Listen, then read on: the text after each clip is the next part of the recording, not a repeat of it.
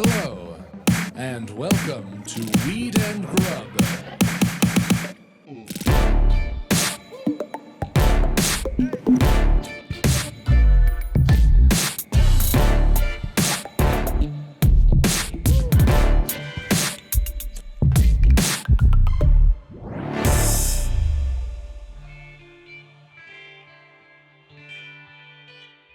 Toothpaste updates.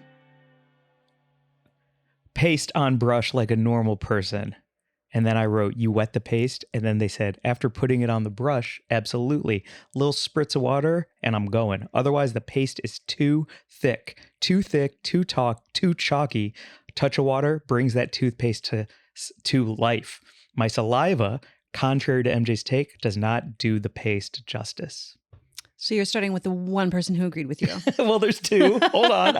I have another. Okay, let's hear it. Bring the heat up top, Mike, because boy, people were on my side with this one. All right. I'm pulling up. I was beyond validated Okay. by everyone who wrote in about our toothbrush wetting query.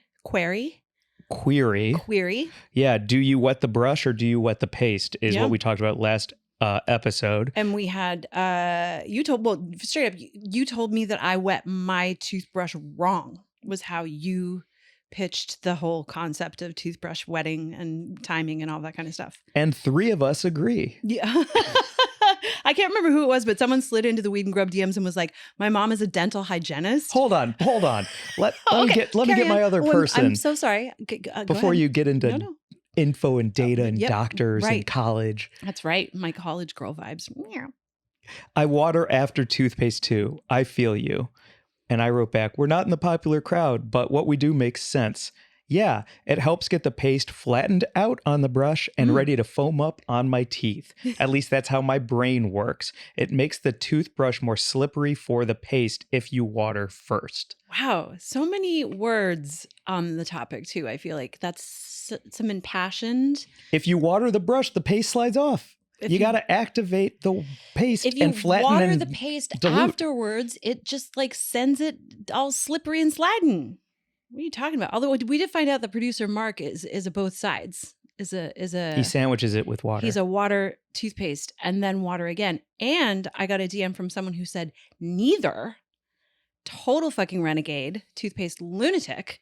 Was like, I don't do anything. I just put dry toothpaste on a dry toothbrush and go for it. Have you ever seen those memes of the dog looking wide-eyed like it's seeing color for the first time? Yeah. Hearing those words Right? made me lose. I felt like a dog staring into the abyss. It just made me think of when I had a friend, Steve Brophy. I used to put his mohawk up when we were in junior high, and we used toothpaste to do it because it was like glue. Uh-huh. And I can only imagine that putting that dry brush with that toothpaste on there would like seal your mouth shut. Oh my gosh. It's crazy. That's why you gotta, had you wetted the paste first, you would a mohawk would never go up. I'm standing by it. That's why dry. you gotta wet that paste. Anyway, what does your dental hygienist say? Oh or yeah, Dawn, someone who knows things. in the Weed and Grub DMs, so we could both see it, was like, my mom was a dental hygienist and you wet the brush first. Thank you very much. So I was completely vindicated. Everyone who wrote in on the poll, like everyone was just on my side. Why do you never want me to win, Mike? It's not that I don't want you to win. It's because I always win. It's just that you always win.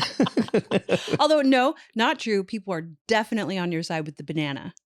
Yes. Deeply. Yeah, yes. yeah. They're into it. They're into your like silverback gorilla banana moves.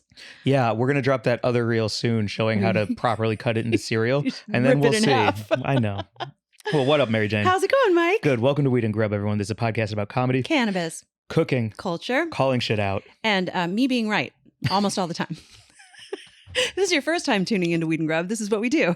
Mike has a good time with things and then I correct him. Even more so lately because I've been in school You have sharpening been in school. pencils, like a total fucking throwback to my like, oh my God, talk about being in school and putting Steve Brophy's mohawk up. Like those were the days I used to get so excited about shopping for school supplies. Oh, big time. I loved being in school. I sat in the front row.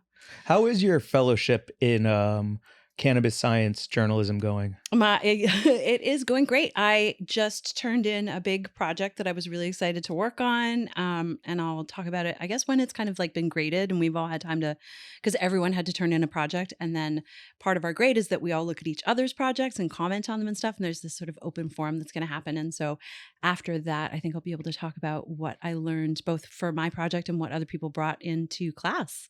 Awesome. Pretty I exciting. saw it and it's fantastic. Thank you. You crushed it in my eyes. I did have to thank you for looking at it, because like I feel like, you know, when you like come home with your homework and like you got to show it to one of your parents. Yeah. You know what I mean? Yep. I'm not saying that you have a parental role in my life at all, but I finished that homework assignment or that final presentation. I was like, I have to show it to someone. I don't have anyone in my life who I necessarily feel like I could just send it to and show it to. And then I was like, Michael, look at it. And you did. It was great. And it was really nice of you to do that for me. So thank you. You're welcome. Can I ask a favor of you now? Yes. Since I did that for you? We'll see. I want to recount on the toothpaste.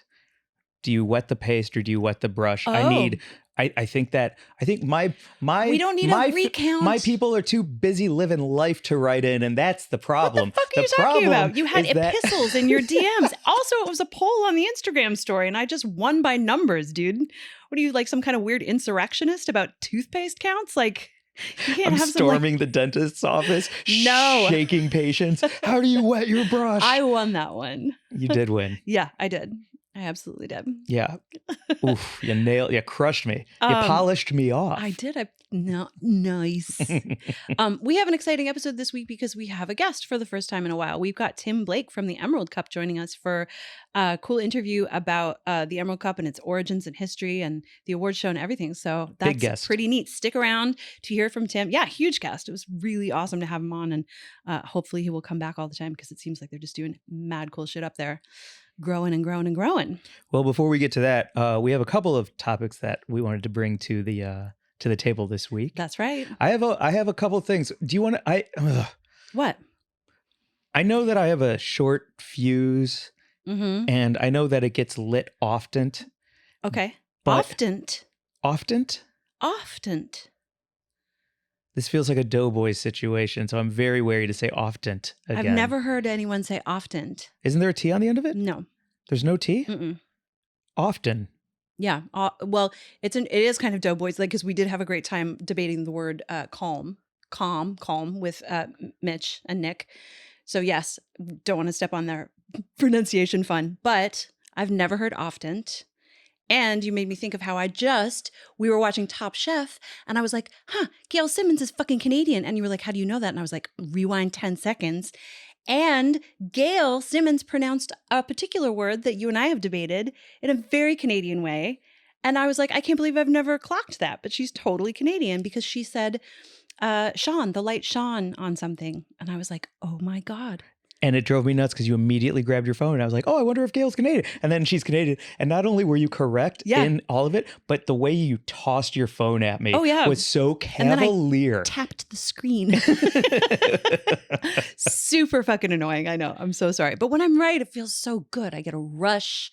I need you to look at it. I need you to agree with me. I need you to maybe even post about how right I am. What are you looking at? Often? Is that a colloquial? Is that like a St. Louisian pronunciation? Maybe it is, because I've said that my whole life. I don't even need to do more than Google, because Google just said, do you mean often? So there's not much deeper to go down that rabbit hole. Great. Okay. So she's 2 and I'm O. Sorry to derail. What were you saying that happens often? No, I'm glad to keep score because it's easy for me because it's 0. You always claps and laughs too, for anyone who hasn't tuned in for that. You count both claps and laughs. Your head just must be like that EMC squared meme with all of the like lines. Except I botch it so much. It's most empty space. And every so often a 1 just kind of floats by. And it's just that weird dog looking confused because he sees color over in the corner. Yeah, great. That's the gist of my brain. Okay, great. So I was driving through Beverly Hills the other day on the way to a show. And I was surrounded by really nice cars. But the 2 cars that I think are universally unbeloved on the street are a certain type of Mercedes, because they're all driven by what is easy to assume is old people. Okay. And any kind of BMW that is in like a white, gray, blue situation. Mhm. Like those are the asshole cars, right? For sure. And so I was at this light, and it was a right turn lane, but the right turn lane had a right turn arrow. So you were only allowed to turn right on the right turn arrow. Got you. Clear? Yes. Okay. Very. But the Mercedes in front of me stopped their car a good 2-car gap away from the car in front of them, blocking the right turn arrow lane. And so I'm honking and I'm trying to get them to move up even a half of a car so I can swerve in there, because I got the green right arrow, and they won't move up and they won't move up. And then finally it goes green for them. And then they drive, and I roll down my window and yell, F you, and drive away. And these old people look at me like, I'm rich. You mean nothing to me. And so my proposal to you, which is worse, being behind a car in the left turn lane, green arrow, and they're looking at their phone and they miss the green and you're stuck, or when you're in a right turn green arrow situation, which is a worse turn? I think the left turn lane, if you're behind someone who's got the left turn arrow and they're not going, is endlessly infuriating and happens often. And the right turn arrow situation only happened to you because you were in Bel Air or Beverly Hills or wherever the fuck you are. No one would ever do that anywhere else in LA. They would be like, fuck out of the way right now, or I will like do something to you. You're so right. So that's not really... That was situational. Yeah. I don't think that's a dilemma that I'm actually ever going to really have to worry about. I do think it's interesting that you brought up the whole part about the Mercedes and BMWs, because that's really not relevant to the topic at hand, because it doesn't matter what they were driving, just that they were in your way. But it was also a way for you to be like, fuck anyone who drives a Mercedes and a BMW, I guess. Yeah. It was my way of painting a picture about the types of cars I don't like being around on the road. How do you feel about Bentleys?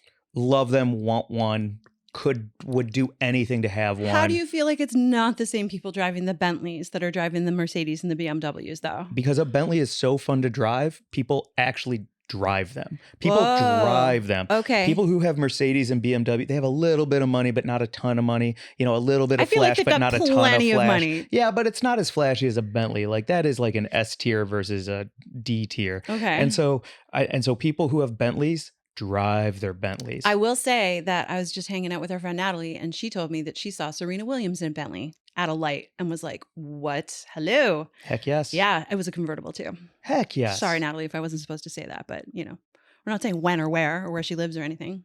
Who, Serena? Yeah. I don't know. Do you know where she lives? LA, I think. Oh, okay. But beyond that, she was driving a Bentley. Oh man. So left turn lane is worse than right. I think left turn lane happens and right turn lane just happened to you. Okay. Okay. Yeah. What's your approach on a left turn? I'm at the point in my life now where I hold the honk. You hold the honk. What do you mean you're at a point in your life where you hold the honk? I used to be the kind of person behind someone, and if it's a left arrow, I'll give them like a 2.5 count, especially if cars are running the red, you know, handling their business before they go. I'll give them a 2.5 count. And I used to just give like a or maybe like a I am a honk holder now. Good. I have no problem with just letting it cut through the air endlessly to get them to move their goddamn car. Oh, no. Fuck. I totally misinterpreted what you said. When you said I'm a honk holder, I thought you meant that you would literally prevent yourself from honking. Like you would hold off from honking. You were saying that you lean on your horn? Bro, I might have to stop doing this podcast with you. That is not okay. That is so aggressive and weird, and you need to do something about that. Not cool. It works. Fuck off. I don't care if it works. I hate that. Oh my God. I was going to the West Hollywood Library yesterday, and I was pulling into the parking lot of the library on a Sunday. The library parking lot on a Sunday at this particular library opens exactly at 1:00. They do not let any person in at 12:59. The security guard was standing there, and she was just like, I'm going to turn this ticket arm thing on at 1:00. So we were all lined up. The first person at 1:00 goes in, and I had just like glanced down for a second. I wasn't even on my phone. I had just like looked down to like adjust. I think I was like flipping the radio or something. I was like 2 seconds from just pulling. The person behind me honked. I was like, to get into the library parking lot at 1 o'clock on a Sunday when I'm 3 feet, like the rage in my blood, I was like, the fuck is wrong with you? That is also how I feel about someone who would lean on the horn for any reason. Wow. Hate it. Wow. Super against it. Mark says it was me behind you. Mike would never be at the library on a Sunday. No. You were probably playing basketball or something fucking outside and cool. Yeah. My shirt was off. I was wearing shades. Your shirt was off playing basketball? Yeah. I was wearing sunglasses. Then we got some snow cones afterwards. Sweet. You know, I caught a kickflip or two. With playing basketball? No, just afterwards. Are you talking about skateboard? Are you mixing your sports? Just trying You're playing basketball on a skateboard. I'm trying to paint a Sunday that I wish I could do. Okay.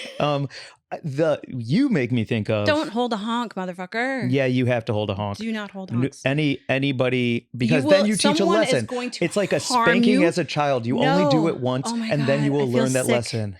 I feel sick over this. It's like the restaurant thing. I feel right now the same level of anxiety and like physical illness, like the homeostasis in my body is not happening. I don't feel like I am in balance right now because you make me feel sick because of the idea that you were leaning on your horn. I have the same reaction to that as to you being like in a restaurant after 1 minute after it closes. I understand. Not cool. I will not do it while you are in the car. Okay.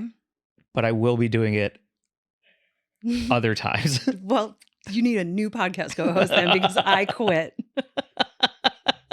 You throw the mic. Truly, that's nuts, man. Well, I do think, especially in your situation, if like my right turn situation was situational and your library and a Sunday thing is situational, old people need to learn.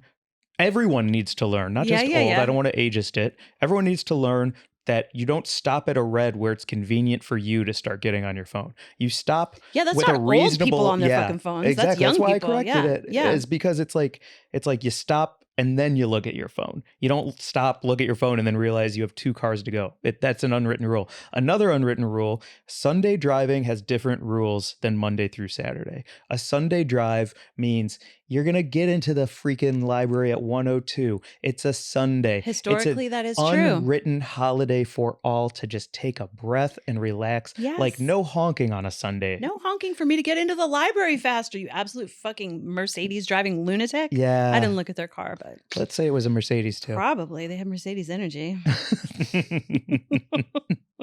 I drive a Ford Fusion. I like that commercial of Mercedes energy. Do you stop really far away from the car in front of you? Are you impatient with the rest of the world? Do you seem like you're entitled to everything all the time, regardless of other people's needs and empathy? Mercedes. So when I lived in Germany for a few months, there was a definite like Mercedes versus BMW contingent.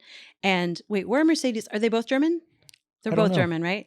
Yeah. Producer Mark says yes. So on the street that I was living on, it was kind of like half and half. And it was really funny to sort of see, like, I felt like it was truly like factions. Like, you know, it's like you hung out with the people who had the same car.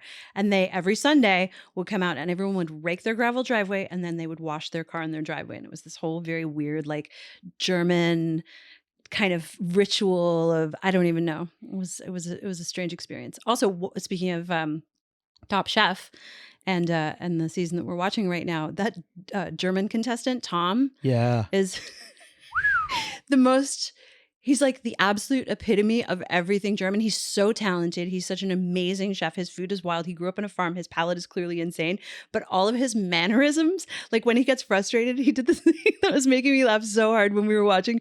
We were really stoned. We laughed about it for a really long time, where he just like, he was stressed out. And then he just like moved his finger from his temple down the side of his face really slowly. Cause like, but that was like all of his expression of his, like his angst was just like bottled up into this one tiny gesture. It was powerful. Like, that guy's gonna pop off, man. Yeah, we ran that thing back to see it a couple times because Tom's stressing, man. Oh man, yeah, because you could see him swallowing it. Oh, a stressed out German is like, they just look just like a regular German, except like one tiny hand gesture. And my aunt is German. I have German friends. There are plenty of Germans I love, but like I think stereotypically it's pretty funny to see a German under pressure, like just pop one bead of sweat and do one tiny thing and you're like, oh my God. Yeah. Very upset. It's a good season of Top Chef. If you're not watching it, check it out. It's on Peacock. Again, I haven't gotten any DMs yet, but if anyone needs a password, I'll send somebody my password. You can watch the new season of Top Chef on Peacock. Hit me up. All stars. It's all winners and contestants from previous seasons, most of whom were like either winners or like placed. And it's exciting. We're down to like, I think there's 7 left now. So catch up and watch with us. I know we're doing this a little out of order because we have news and buds of the week to get to. Oh, that's but right. I do want to add, and a letter also. Yeah. But if I can just do a quick creamed corner. Oh, yes. It's because of Tom and his love of vegetables and how perfect he executes leeks and things. So I was just on TikTok and I saw this Thomas Keller recipe I'd like to actually try for both of us with zucchini, where you take a zucchini and you cut it in half and you salt it, and then you leave it on a paper towel to drain for like a half hour. And the paper towel just gets soaked from all of that. And then you turn it over and you score it, crisscross. Have you seen this recipe? I think so. Carry on. Yeah. And so then you like score it so that it looks like little squares all over the inside of the zucchini. A little bit of olive oil, put it down in a pan, char it, flip it, char it, and then throw it in the oven like 325 for 20 to 25 minutes. And then you, while that's in there, you mince up some shallot, a little bit of vinegar, a little bit of peeled tomato, olive oil, and salt, and just make like a quick, very, very, very easy, not even a salsa. Like a gastrique, kind of? Yeah, kind of like, and then when the zucchinis come out after all that time, they're like really custardy and charry, and they have this like pudding texture to them. And then you put that vinegary tomato, shallot, olive oil, salt over the top of it. And it's supposed to be one of the best vegetable simple recipes ever. And it's Thomas Keller, the man has the Michelin stars to do it. French Laundry, right? French Laundry. So and anyway, that was a TikTok I just saw. So if we're gonna have a creamed corner, I wanted it to be a vegetable creamed corner. Listen, TikTok, here's my deal with TikTok and food, because I feel like so we should just, obviously if it's a Thomas Keller recipe, it's going to be incredible. There's so many recipes that I am seeing on TikTok that look truly fucking delicious. I doubt if they are, though. You know what I mean? So many of them are overdone. It's about the looks, right? Yeah. Like I just saw one for a caramelized cabbage and walnut pasta, and it looked beautiful. And then I thought about it for a second and like what all of those components were. And I was like, I don't know about that. I will try it though. I feel like you got to try it. I'm not going to just decide based on, yes, anything. I would like to find more accounts then that are like, I'm going to try this so you don't have to and let you know. Yes. Because I think the difference between show food and good food is vastly freaking different. Like right now, I got a steak sandwich the other day and it was impossible to eat. It looked great. It was all sloppy. I was going to take a video of it, but steak sandwiches suck. You can't bite through the steak. All the steak slides out every time because it's not like the type of cut of meat that like, supports sandwich as a delivery system. Yes, totally. A steak sandwich is absolute nonsense, but it looked incredible. You just made me think of one of the new, my favorite new accounts that I follow. I'm sure he's on TikTok as well. I follow him on Instagram because, that's where I be. Mind of Music. I've shown you that guy, right? Yes. His name is Benito Thompson. He's a medical physicist and musician, and he is making recipes and then noodling on his piano and thinking about it and then bursting into song with his like rating for what the recipe is. And it's so fucking funny. Like his editing, his music, the whole thing is just like highly enjoyable. So follow him at Mind of Music. I just thought of that. And he's like, I'm obsessed. That's He's awesome. So funny. Cool. Yeah. Do you want to get to that letter? Also, because I had lost the toothpaste thing, I forgot. If you're not watching YouTube, go to our YouTube. We have a YouTube and it's great. I didn't really want to show the first slide because I lost, so we'll move on from that. Yeah, Petty and Cash then Studios. This one, you told me it was situational, so I don't really feel like doing that slide either. That's right. What's the next What one? do we have next? Oh, the next one is our news story. Yeah, so let's do this quick just YouTube comment that we got from a friend. I wanted to shout out Kate KK. Let's hope you're not a Klan member. Kate KK. Is there a space between them? Yes. It's first name Kate and then last name KK. So I think it's just Kate. I'm going to go with, can we just please go with Kate? Yeah, let's just say Kate. Okay. We Got a comment from Kate. Oh, fantastic. Kate, thank you for commenting on our YouTube video. Kate says, hey, from Ireland. Freaking awesome. I go water, toothpaste, water. Best way to go. Mike's not insane. Also, the banana thing. Yes, I always used to do that with my cereal. Currently having an after-work smoke and listening to this app. A good way to spend the evening. Thanks for the laughs. Man, that's so cool. Tuning in from Ireland. I love hearing from people tuning in from like anywhere. Just like let us know where you are, what you're doing, what you're smoking, and who you agree with. Most importantly. Oh my God. Well, in this case, Kate really brought us together. Yeah. Because Kate's like, you're both right. Yep. Smoke a joint and fucking relax. A real diplomat. Sorry for the crack about your name, Kate. That's awesome. Oh, maybe man. the sandwich is the way to go. I'll try it. I'll try the wet sandwich. Okay. Because it seems like, obviously, I've been doing this my whole life. You've been doing yours your whole life. Mm-hmm. Maybe it's time for a change. The wet sandwich toothpaste situation? Yeah. Yeah. Maybe Yeah. it's time for a change. Okay. I'll see. Just try it. Just a little bit of water. It's going to be September. And I'm just going to be like, okay, so I need one more recount. Also, I've been using distilled water. Oh my God. And I do think that it actually... Like, we stopped listening to that fucking podcast because they would not stop talking about their goddamn toothpaste ritual, regimen, routine, whatever it is. Should we get to the news? Let's get to the news. Okay. Coming to us from Australia, reported in the Adelaide Advertiser. We've got a picture of her up here. This is a granny. Her name is Pam Bickerton. And the news is that she supplied canna butter accidentally to her teen great-grandson, who then used it to bake cupcakes, and he shared them at school. And she escaped jail time for it, which is the good news. So that's why we're sharing it, because it's actually kind of a fun story. She did receive a suspended sentence, and she is on a 2-year good behavior bond. So Bickerton made the cannabis-infused butter to control her sleeping disorder, and it was working great. And she says she was halfway asleep when her unnamed teen grandson asked if he could use some of the canna butter. Her lawyer said that she was still in a state of tiredness, and she said, go for it. Just make sure you clean up afterwards. When police responded to the incident and arrived at Bickerton's home in the weeks afterwards, she admitted she still had 3 bags of canna butter in her freeze and 2 bongs, which were immediately seized, which is a bummer. We'll have to start a GoFundMe for her to get her some new glass pieces.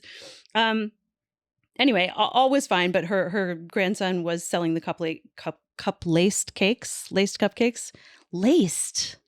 Not laced. I don't like dosed either. Just infused. Infused. Yeah. Laced is so weird. That's like such a fucking Dare era saying. Like, it fucking is. Laced. It's going to fuck you up with like, something bad. No. It was just like cupcakes that probably made some people feel like they didn't want to be in math class anymore. Yeah.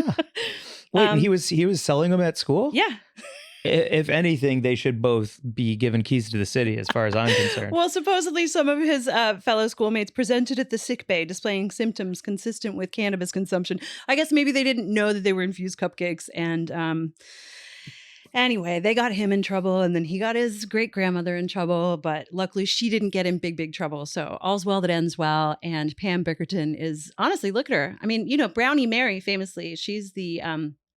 sort of kindly grandmotherly type who made cannabis brownies for AIDS patients in San Francisco, and is a big part of like the medical marijuana movement and why we have legal weed in this country today. So like shout out grandmas who are using cannabis to treat their own ailments, and it's a natural remedy for all sorts of stuff. I want to know what her recipe is. I love an old world recipe like a tomato sauce, or in this case a canna butter, especially it's Australia, right? Mm-hmm. Yeah. So like, I want to know what Pam Bickerton's canna butter recipe is, because I bet it is awesome, especially if she's making it by the bagful to help her sleep. You think it's as strong as John Flynn's cookies? Man, those were in my freezer, and I had one the other night, and it still kicked my dick off. Oh my God. It was awesome. Go listen to our ep with John, and also check out his book if you haven't read it. He's like stories of selling weed cookies to like all kinds of celebs and comedians in New York, and just like getting everyone high as hell. Yeah. When you...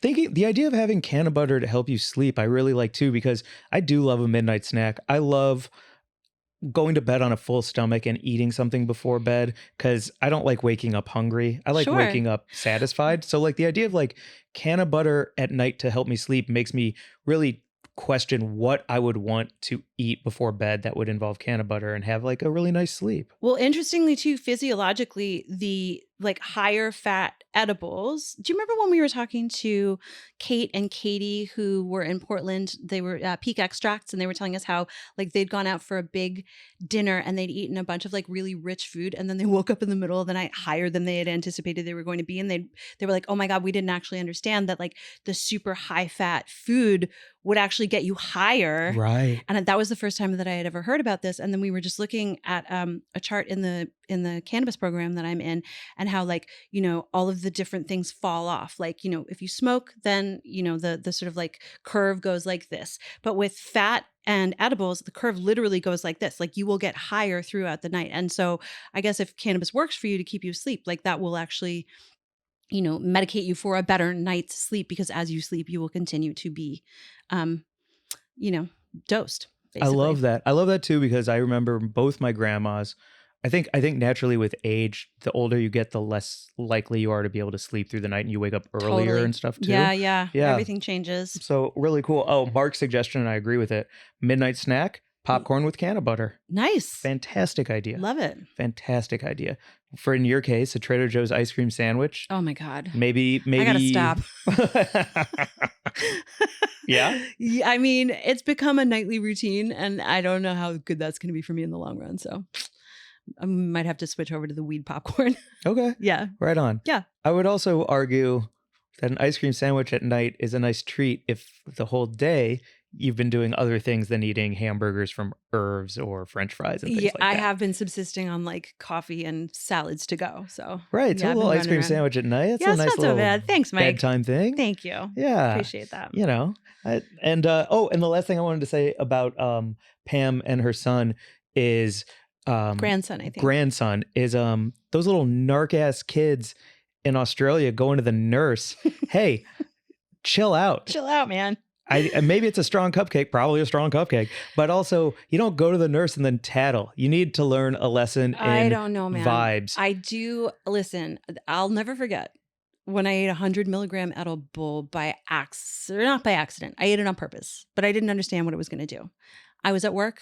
I was at a cannabis cup, and I remember the whole world sort of getting really far away, and it felt like I was looking through the wrong end of binoculars. I'm a low dose, like 100 milligrams for me is a lot.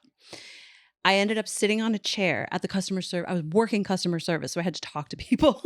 And I sat and I just held onto the chair because it truly felt like I was going to fall off this chair. And I had to answer questions. Like I had to direct people like where to go and how do I get a refund on my ticket, and you know, where's the t-shirt booth and stuff. It was so hard. And luckily I knew what was going on, so I was fine. But I cannot imagine feeling like that, not knowing what was going on. Yeah, I guess the big question is, did the grandson let them all know that they were infused or not? I think not, maybe. Okay, in that case, hey, homie. Yeah. That's not okay. Don't be doing that. Don't be doing that. But if you knew you were eating an infused cupcake, yeah, don't narc on the dude who sold it to you. Right. Yeah. Exactly. So I'm with you on that. Okay. Shout out to Pam. She's free. Yeah, Pam. Look at that picture. She's adorable. I'd smoke with her. I know. I love her, like her whole vibe. She's got like, you know, like her cane. She's wacky with it. She's got like, you know, whole comfy coat.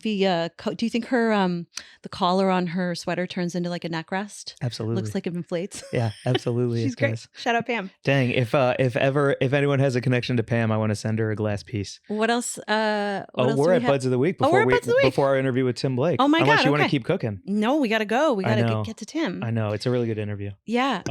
So we can do you want to go first or second? I'd like to go first, actually. Okay. My Bud of the Week is a new friend named Sammy Weiser, Weiser. I have a show at the Comedy Store next Wednesday, actually, 5/17, Glazer's After Party. And the producer who puts all the shows on in the belly room hit me and was like, yo, my friend Sammy smokes a ton of weed, also has a show at the store. I think you two would really hit it off. Just come hang, come smoke, and let's all chill. And so we sat in the that little alcove.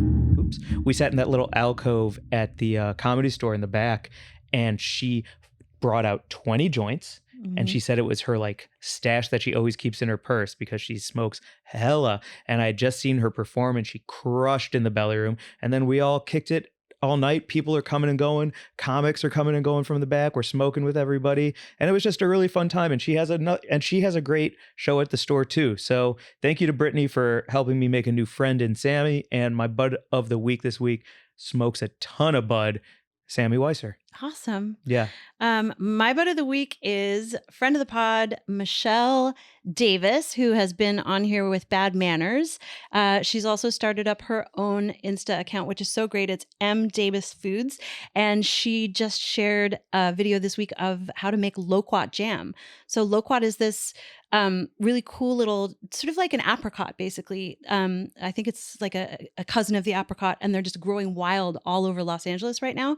And there are a couple in my neighborhood, and I'm so excited to go and harvest some loquats and make this jam. It's super, super easy. And she's also got just a ton of sustainable harvesting practices for like local fruits. And she's always making amazing plant-based foods on her Insta. So follow her at MDavisFoods on IG. And I don't know, just do check out everything she does. Michelle's amazing. Yeah. She's my bud of the week. Great bud of the week. Yeah. Dang, we got some good buds. And we have a VIB, our very important bud. Tim Blake is the founder of the Emerald Cup. He is a legend in the California cannabis scene. He's an activist. He's a cannabis evangelist. He's a great interview and a great hang. And we got to chat with him about the award show that's coming up this Saturday, May 13th. And you can follow him at the Emerald Cup on Instagram. And he shouts out where you can also catch more about the Emerald Cup at the end of the interview. This is an awesome app. Yeah. Without further ado. Oh, wait, before we do that, follow us on Instagram at Weed and Grub. Follow our YouTube at Weed and Grub. Watch this episode because our interview with Tim is fantastic. On TikTok at Mike and MaryJane. Leave a review on Apple iTunes. Leave a little 5-star click on Spotify. Follow MaryJane at It's the Mayo for Me. Follow me at Glazer Boohoo. I got a bunch of tour dates coming up, especially if you're in Denver. I'm in Denver this week. Oh my God. Weekend doing shows. Sorry, had to get it out there. Yeah. You know, it's the job and we're all trying to make a living out here. All right. All right. Without further ado, now here is our interview with Tim Blake. We are being joined by Tim Blake, founder of the preeminent cannabis competition in the entire world known as the Academy Awards of Cannabis, the Emerald Cup. How's it going, Tim? Wonderful. We're a few days out from the Emerald Cup Awards ceremony, and the judging's all done, so we're just coming to the home stretch. It's really great to be here. That is so exciting. I guess I would love to start with that because Mike and I have some friends who have been judging, and we've been watching their social media feeds with envy and admiration. And can you just tell us a little bit about like what that looks like? How do you get to be a judge, and then what the competition actually involves with judging? We started out with one flowers contest 19 years ago, just a personal contest with 7 judges. We have almost 100 judges now, 48 contests. It's a giant project to corral. We have to take all that product. It used to be you just brought the product to Area 101, you delivered an ounce or two. Now you got to go through your distros, you got to bring it in, it's got to be delivered. It's all going to be, tested. Then you got to get it out to the judge. It's quite an ordeal. Nikki Shea, who runs our competition, does an amazing job. My daughter Taylor manages that, and it's just they do. I'm still with it, but I mean, I look at what I did, and it's just incredible. We do a judges application every year for all judges, and we had almost 400 applications this year. Our judges teams, we started off with 8 flowers judges, and we really like to keep them under 10, but none of the judges ever want to leave. And then we want to add new judges, and so all these contests have gotten bigger and bigger. The flowers contest was 21 judges this year. Wow. And we realized we're lucky because 3 didn't show up for the finals meeting, and it was still quite chaotic and with that large of a table with 18 people that are pretty alpha dominant, all going at it and debating and stuff. It was just it was quite a raucous moment, and it's great, but I wish we recorded it. What are the categories that you're judging in flower? Are you just doing indoor, outdoor, light depth? Like, how are you breaking it down for people? No, we've got sun grow and mixed light. And then we've got indoor, and then we've got third-party certified. We got a personal grow, so we got the personal back in there because it was a personal contest to begin with. And now it's become very serious. But we wanted those people at the home, personal growers wanted to be able to get back in. So we got them back in. And the third-party certified is because we can't call things organic, but we want to tout the people that are really doing best practices. So it's the third party. And then we've got the indoor, sun-grown, and mixed light. And then we do a best of show from the winners. And which is another contest. So that was quite a rousing affair this year that took place over that contest. Can I go back to that first one 19 years ago? I'm imagining you sitting around a table passing joints and debating with your friends, is this flower, that flower? And then you were like, I think we're serious about this. I bet other people are serious about that. What did it look like? It was a friendly competition. I grew up going to county country fairs in the fall with my kids and stuff. I love going and seeing those fairs. And I thought we should be able to do that too. We disguised it as a birthday party for my friends Desmond and Lisa. We didn't put any posters out. Most people thought we'd still get busted. Most of the people showed up in mass. The first, second, third didn't even show up to get their awards. But it was a great, wonderful moment because we all got to get together with a couple dozen entries and sit around and just get high. And it was very relaxed. And we had no idea that it would turn into this and this much of a serious nature to it because it means so much to the brands now. But an 86-year-old man won. My friend came in, didn't show up for the award, Purple Kush. And my friend who drove all the fuel trucks comes by the next day and he goes, what won that Purple Kush, huh? He said, yeah, my dad won that. I said, your dad? He go, 86-year-old guy, regular farmer, never grown pot before, just did it for the heck of it, and he beat everybody. And the wonderful part about it was, he said, you might as well keep the award because I'm old. I'm going to be dead soon. So why don't you guys keep it? So we still have the first award. Oh, wow. You're going to go get it. Oh, look at that. Right here. Amazing. It's the first Emerald Cup first place award. And my friends did it. And they said, oh, it's going to be a ceramic piece. And then we got close to the day and I thought, oh my gosh, we're going to be looking at a coffee mug or something, nothing personal against coffee mugs, but I thought, oh, but if you could see this, the close up, it's like the work on this and what she did. It's a beautiful piece of art. I mean, it's not just a coffee mug, it's beautiful. And so we still have the first place. That's a trophy that you would want to hold aloft. I know that yeah, we think it. The first time that you and I met in person, Tim, I had come up to the Emerald Cup. I was working on a story and we sat down and chatted. And part of what we were talking about was the Small Farms Initiative, which was something I think that you had launched for the first time that year, if I'm not mistaken, and is an ongoing program. Can you tell us a little bit about the Small Farms Initiative and why it's so important specifically to the Emerald Cup and the growers up there? Well, thank you for bringing that up. That was a really wonderful moment. We were looking at it, everybody knows the devastation that small farmers are going through. We're losing 90% of our people. I mean, I'm up here in the Emerald Triangle, we had 10,000 farmers. We got, less than 1,000. And so we realized that these small farmers needed help and they needed, some support. And some of them couldn't even afford to come to the Emerald Cup and get a booth. So we thought, why don't we work a deal out to give some of these people free booths and get somebody to help sponsor it and we'll figure out how to make it work. And my team was like, well, you're already losing every year money on the cup every year. It's like, why not lose some more? What are you thinking? You're crazy. But they loved it too. And we devised a program. We got together with Jeanine Coleman, the Origins Council, and Michael Katz, and just a number of other people, and put together this program that really ballooned. We let the farmers decide whether they wanted to split their booths, and they all decided to split their booths. So I think we had almost 50 farmers there that first year because they're all splitting their booths and having them up. And it was just a wonderful thing to see. It was a great moment for people to come together and be able to tell the stories and get these small farmers in front of people. It became a big PR moment. We did a lot of media on it, and it was really a tremendous benefit for everybody involved. And so this year or last year, we followed that up again, and it was equally well received. We added the social equity boosts onto it so we could bring them in too, so they could be part of it. And then we also put together a Friday before a kind of bulk flowers buyers moment for all these farmers that need to sell some bulk, and brought all the buyers in. And Mercy Wellness gave us their space for free, gave us their new lounge, helped us out.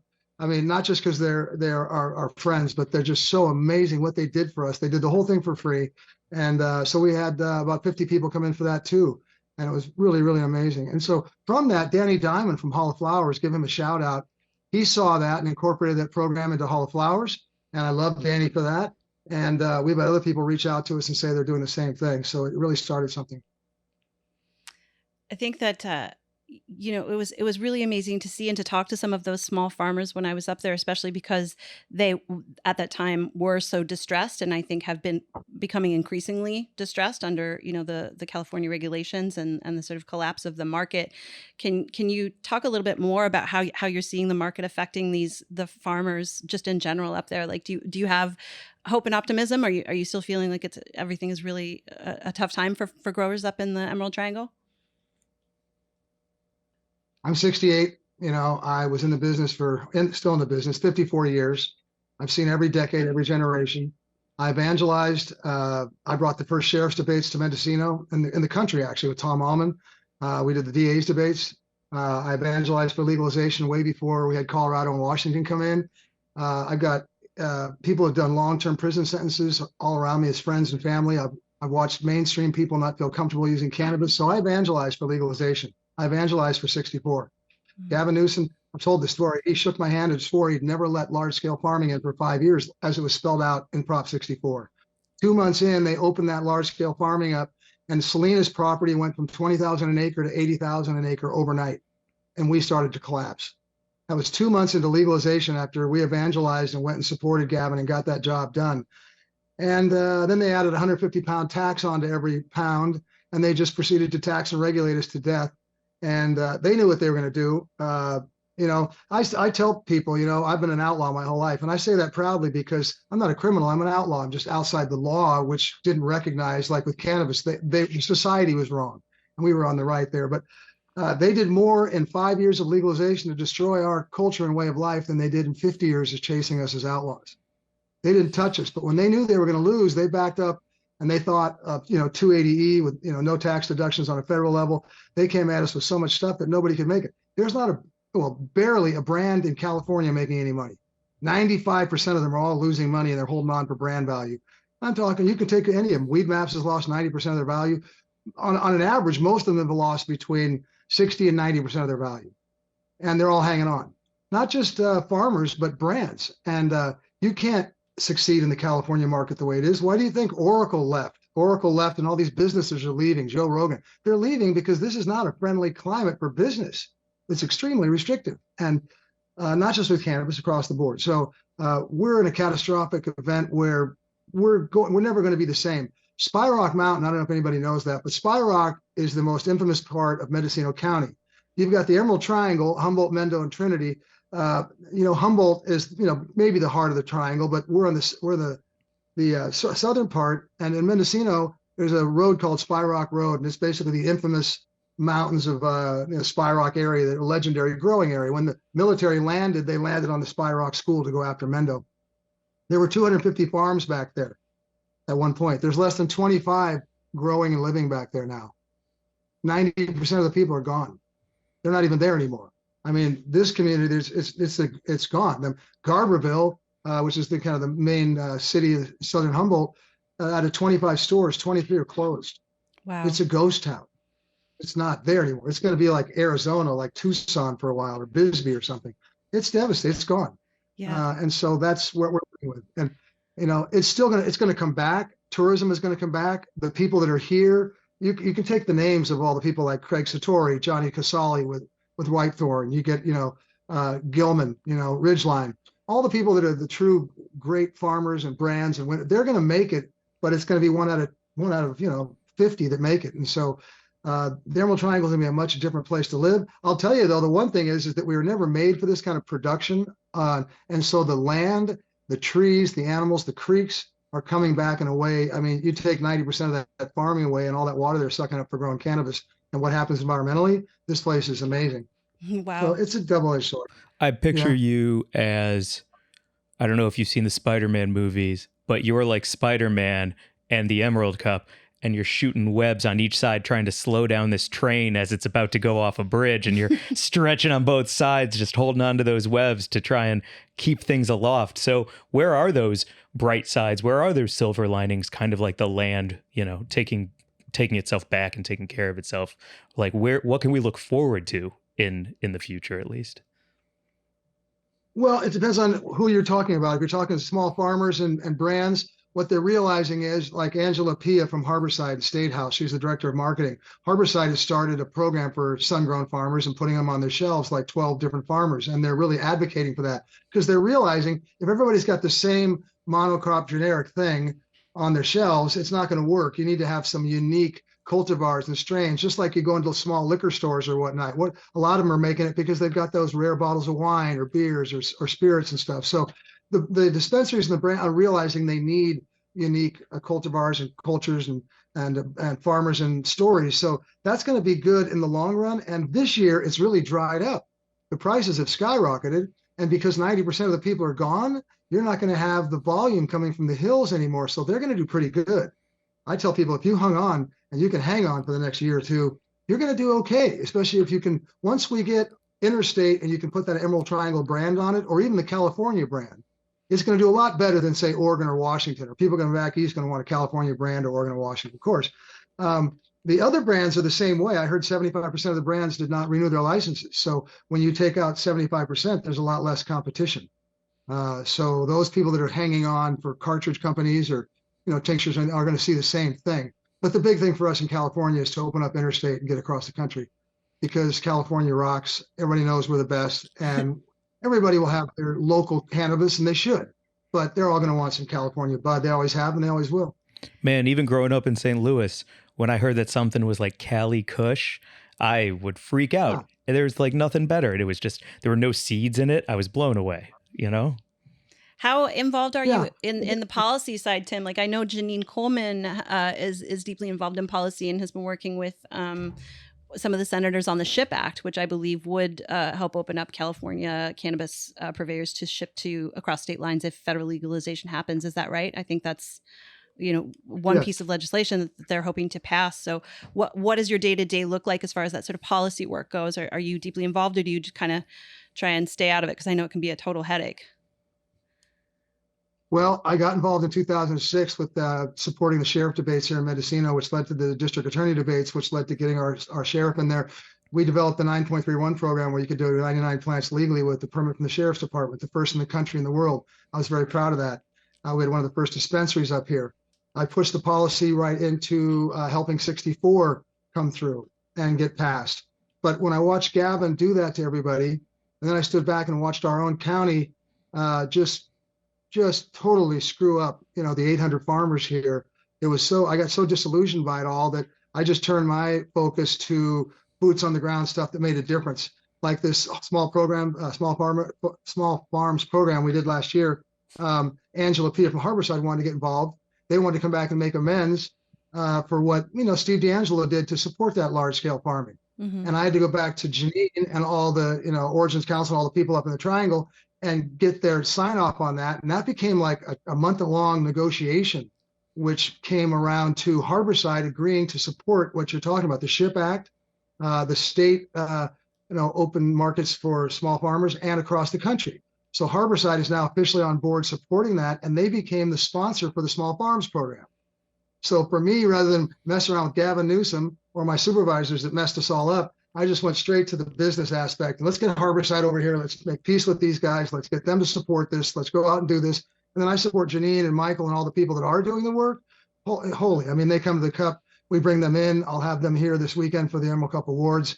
Anything I can do for them. And also for Stephanie Landa and Freedom Grow and Amy Poba, because it's, all about getting the people home from prison. Absolutely. For me. I can't rest until we get all the, the men and women out of prison that are still rotting away there. You, the cannabis events now exist in two parts of the year, right? You have the Harvest Ball that's now happening at the end of the year and the award show that's happening in the spring. Why did you make that decision to split the Emerald Cup into the Harvest Ball and the award show? And what does it look like going forward? Because I know there are some plans in the works for more events to come, right? That's a great question too. We used to have one combined event in December, and we did the judging through November, and then we came in with the show. We were doing the judging right up till like the day before the show, and it was really like hectic, but we pulled it off. Once legalization came in, we couldn't have those entries come direct to us. They had to go through distributors and then go through, back to us and everything. And it became a very challenging process to ever do that. We couldn't get it done, so we had to back the show up anyway. We've been advocated to back it up so people had more time to cure their flowers, and especially some of the sativa or the longer season flowers and whatnot. So we'd already been kind of, pushed to do that, and it just made sense. And so we did that, backed it up, and it's worked out really well because it gives our judges a lot more time. It gives people more time to enter.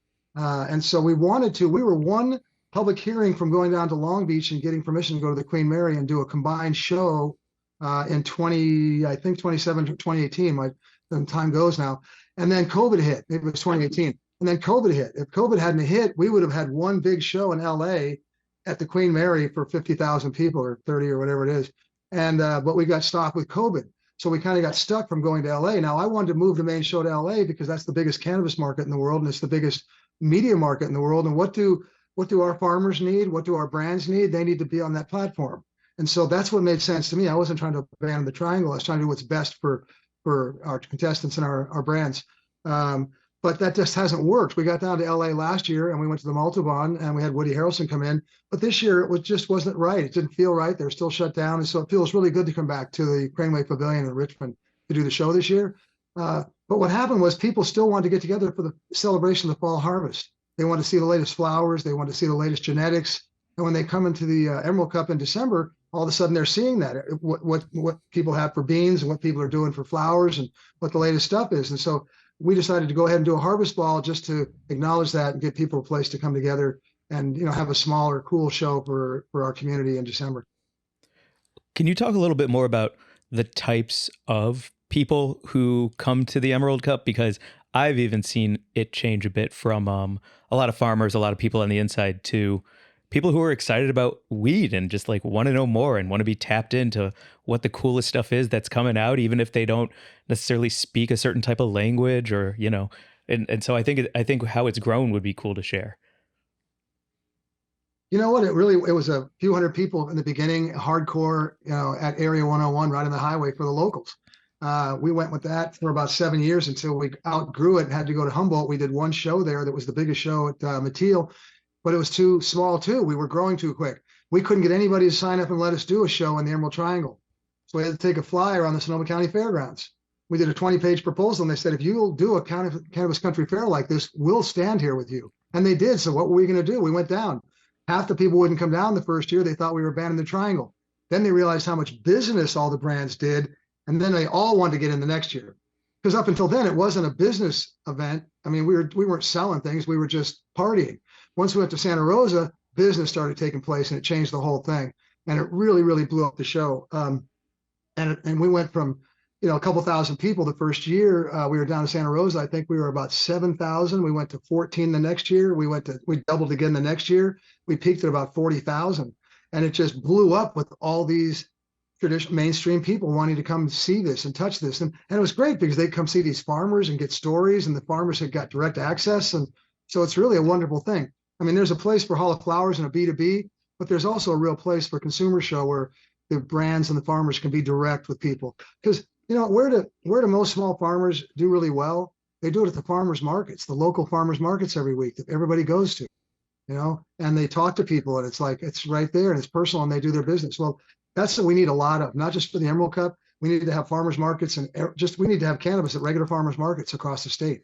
And we need all kinds of events that are bringing cannabis people directly to consumers and having that storytelling and that interaction and connection. So that's what the Emerald Cup's educational part is about. I'm proud of it. And we're going to continue to do that because it's critical to our community. I'd actually like to add a little bit to that. If you can talk about the types of people who judge, just because you really take it serious and have a good breadth of types of judges so that anybody who might go into a dispensary and see first place Emerald Cup, they will know that there's quite a few types of people who might have vouched for that flower. It's incredible. When we started out, it was just some homeboys that could puff hard, and that's what it was really. Okay, can you smoke a lot of OG? Yeah, you're in. And as it evolved, all of a sudden with all these contests, we wanted to make sure it was balanced and make sure that there were enough women involved and enough diversity, north and south, different palates. It's become quite a thing just to pick the judges because you want to make sure you don't have too many people that like OG or you're going to not vote for the desserts. And if you have all dessert people, you're not going to go there. So then you got to even balance the preferences that people have. And it's quite a challenge to really pick that out. And then you look at the quality of the judges. We have people call up and say, why didn't I get to be a judge? And I'm like, if you could see the caliber of people applying, I mean, the first 50 are just amazing for each category. It just blows my mind. OCB is our big sponsor now. And they came in there at our finals judging and they were looking at the team and they're kind of getting an idea of who people that were there. I was pointing out people, Guy, CEO Pup and Barclays, Nicole Powell, she's already bought 16,000 pounds this year for West Coast Cure. Alec Dixon, founder of SC Labs. I mean, just, Mario Guzman, creator Gelato Stravinsky, just like, okay, these are the people that are judging. And they're like, they're not quite sure of how powerful they are, but I mean, I'm explaining to them, and then they're going talking to them. They're coming back and going, God, these are really like true OGs, aren't they? And like, you want to get on this team, you got to really bring it. And it's an amazing team with every team, though, not just the flowers, every one of them. I'm humbled. I'm 68. I don't live and breathe cannabis like I did at one time. I mean, these guys on the genetic side can go back and tell you, I'm the old school OG headband, sour D, everything else. These guys are going to tell you the parents back 3 lineages, how it came. I mean, I just look at them and it's just incredible to look at these these breeders that are just passionate and masterful. And it's that way across the board with people doing tinctures, cartridges, and all of it. And so I run along with the judges, and I get on the Zoom meetings and just listen in. And it's humbling just to listen to these people talk and go around it. The flowers judges get in person, so we do that in person. But, all across the board, it's a really amazing experience. We've got a couple of friends. friends. I really love. Oh, sorry, go ahead. No, I'm sorry. I love seeing how many great female judges we have now. Yeah. I mean, they were always there, but back in the day, women weren't much of the industry because it was an outlaw, illegal industry. People were going to prison, so it was basically a male-dominant, people crazy enough to do it thing, But as we've gone on, these female flower judges, Michelle and Matt Reed, Jessica, and Shank, she's great, and then Nicole Powell, gosh, just amazing, and then Nikki. I'm sorry, I didn't interrupt you. Yeah, they've got great palettes, and we know we have a few friends actually who are judging, and we've seen the spreadsheets, and we know it's no joke. Like it's there's a lot to keep straight and a lot to make notes on, and a daily routine of sampling and tasting, and then going back to the ones that you love and really high grading and making sure that you're doing your due diligence on every single strain or tincture or edible that you've been given to judge. It's such a big job, and it's so cool to watch the few people that we're encountering doing I think a great job. So it's pretty neat. What's amazing? I try to keep up with the flowers judges, and it's tough for me now. Doing 12 joints a day for 30 days straight, and being aware, you're not just getting high. You've got to sit there and think, what is happening here? What's going on with me? You got to be really conscious. So it's not just like, okay, I'm going to get stoned and just kind of zone out in space for a while. You really have to be there, and to be there on like all day long for 30 days, and then get together judges for 2 days and go at it. I mean, we have a lot of judges that can't keep up, and then we have a lot of judges that never want to leave. Yeah. You mentioned Woody Harrelson, and I know that Woody and his business partners kind of opened the woods in conjunction with the Emerald Cup being here in Los Angeles last year, and that was pretty neat to see that happen. And that part of what they're about is that whole wall of sun-grown and biodynamic cannabis from the Emerald Triangle. So just thinking about that and sort of how they're supporting your initiatives, like when you come to Los Angeles or when you just go out in the world and you're smoking, is that what you're looking for? Are you sort of going to places that have those offerings and you're looking for cannabis from the Emerald Triangle to smoke, or are you looking for new things that are outside your purview? Well, I like to support, people like the Woods and Woody and stuff. That's an amazing thing that they did there. It's nice to get around and see different places, but Mercy Wellness, for the first time, sold more sun-grown than indoor last couple months ago. Wow. And that was the first time in years. And it's very rare for any dispensary to do that. And so we try to support that. Woody's gone out of his way. I mean, I grew a lot of indoor. I mean, people forget the Emerald Triangle through the 90s wasn't growing a lot of sun-grown because people would come bust you with the army and stuff. They were hiding under sheds in the trees with lights. And so I'm the first one to say that indoor has its place, and it's a really wonderful flower, and it's great. But I do try to help evangelize and really help the sun-grown farmers because they started off the way it came in with indoor being created. Sun-grown didn't have a natural segue into the marketplace to begin with, so it's needed a little bit of a push. And Woody has been as great as an ambassador as anybody could ever ask for. Shout out to those guys and Samba, the whole team there. I have one final question for you. Do you collect data and a lot of information from all of these Emerald Cups that can actually help federal legalization, interstate commerce, and all of these things pass because of the growing interest and the growing revenue? Like, is there any way that the Emerald Cup helps move things in the right direction federally, or is it just the proof is in how California is trying to repair itself and you're a big part of that repair? No, Champs trade show wants to do a partnership with us to go across the country and do some B2Bs with them. And we absolutely intend on going across the country, helping push federal legalization. We support Janine all the way. I think the Emerald Cup does quite a bit in a PR and marketing way to further that. But what you said in a different vein, the 19 years of the Emerald Cup, we have data from all those years. And I had a gentleman come to me and want to put together a cannabis wine spectator, which is kind of morphed into like an almanac for us, because there's a lot of information that needs to go out to people that can really save them a lot of time. There's just such a vast amount of information. The first year we started testing for concentrates, we had a 75% failure rate because people were using a lot more chemicals than they want to admit. And, you know, everybody knows you can do a flower and maybe get by using some chemicals, but when you concentrate it into a concentrate, it also concentrates the toxins too. So we busted 75% of the people. Now we let them go that year because they all said it was the clone guy and it was the this and it was the somebody, but we said, okay, the next year we dropped that down to 5%. And so through testing in 1 year, we got to show, okay, let's not, you know, really shout people down. Let's just get rid of the bad practices. And the same thing with cartridges. Like this year, we're watching distillate and CO2 drop off because people are getting so many live resin and live rosin carts now. It's so cheap that people don't want to get that cheap cart anymore. And you're watching the same thing with solvent concentrates. They're going away because people can get so much solventless.